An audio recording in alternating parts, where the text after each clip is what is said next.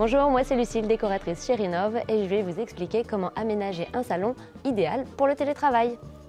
Voici une pièce de 20 m² simple rectangulaire.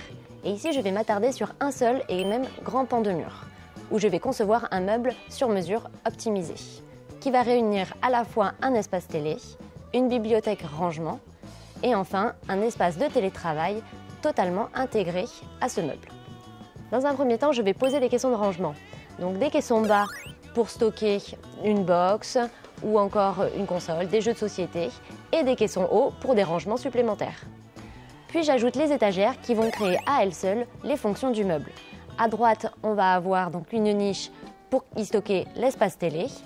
Puis ensuite viennent les étagères qui vont entourer donc le meuble télé. Puis enfin, à côté de la fenêtre, donc pour un gain de luminosité, nous aurons l'espace télétravail avec une tablette sur roulette pour un gain de place. Vient ensuite la petite déco que l'on rajoute et on peut voir ici la tablette déployée.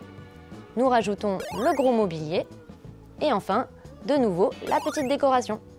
Petit conseil supplémentaire, ici notre espace de télétravail est composé de 2 écrans et d'une imprimante. Donc n'oubliez pas de prévoir des prises pour brancher tous vos appareils. Passons maintenant à la version sans bureau, quand vous voulez accueillir par exemple plusieurs amis chez vous.